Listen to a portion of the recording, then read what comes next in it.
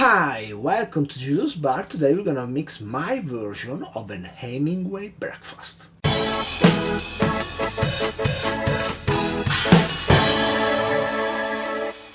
So, the Hemingway Breakfast is a cocktail original by Edward Trofimczuk. He won a Latvian version of the Bacardi Challenge in 2016 with this cocktail. I thought the recipe looked really interesting, but I tried it yesterday and it was off, both in the sugar contents, in the spiciness contents, in so many ways. I didn't feel good about publishing the video, so I went back to the drawing board and I tried to fix it according to my palate.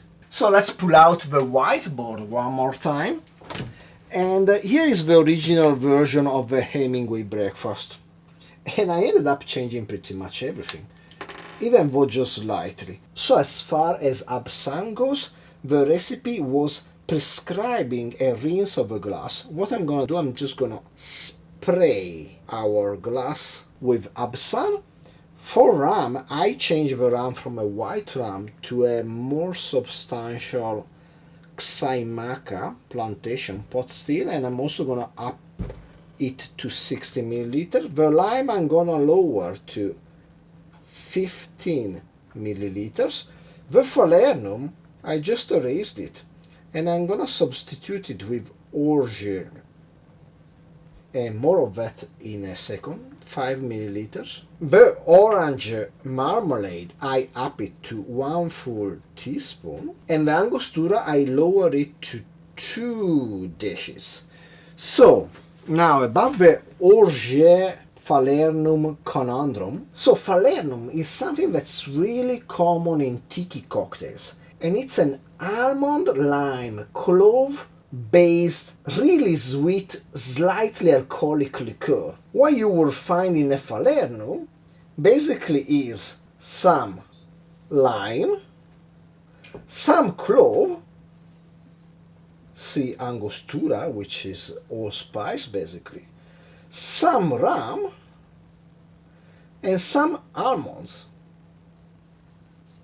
So basically, it's all ingredients we already have in our cocktail. Also, unless you have the exact same Falernum that was used in the original recipe, most likely your Falernum is gonna have a different amount of sugar, a different amount of alcohol, a different amount of lime. So the recipe might be just really off from the original.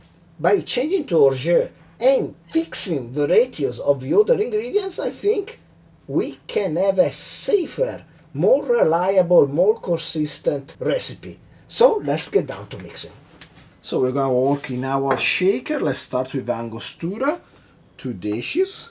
Then 1 teaspoon of orgeat, the almond sugary syrup. One day I will make my own orgeat, but almonds are expensive, man.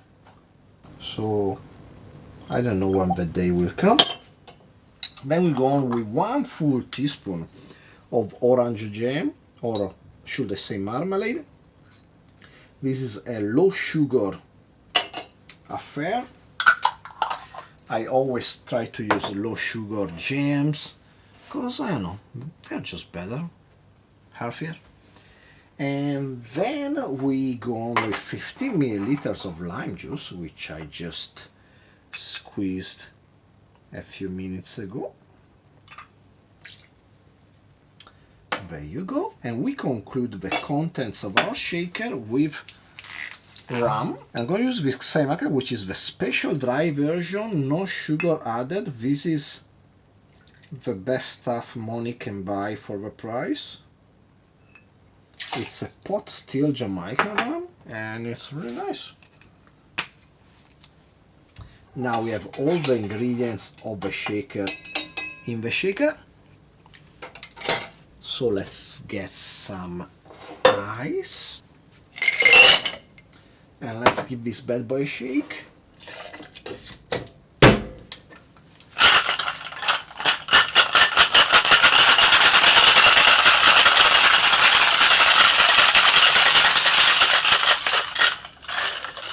Let's Let's double strain in our chilled coupe.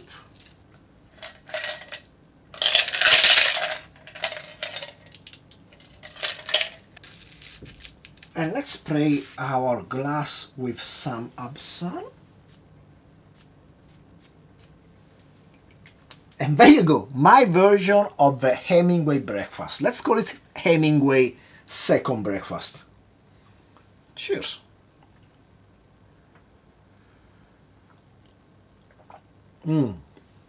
The spray of absinthe works nicely. This rum is really good. It has those deeper chocolate caramel flavors that you expect from a pot still rum. And the rest of the combination makes for a nice daiquiri. It's a nice daiquiri. It has the nice complement of spice, nice amount of lime, sugar fits nicely. You wouldn't know really that there is orange marmalade in it if they didn't tell you. It's just a nice daiquiri with some deep caramel flavors, which most depend on the rum. It's just nice, well balanced. Not too sweet. It has a nice bitterness to it, but it's not offensive. It goes down quite nicely. I think the amount of sugar is just okay. So that's how I fix the Hemingway breakfast, at least for me. I'm pretty sure the guy that made it originally probably had a different kind of falernum that balanced out the rest of the ingredients in a more efficient way. So if you enjoyed the video, please like, subscribe, comment down below, share with anybody you like and don't like. Shake yourself another Hemingway made or inspired drink, and hopefully I will see you next time. Cheers.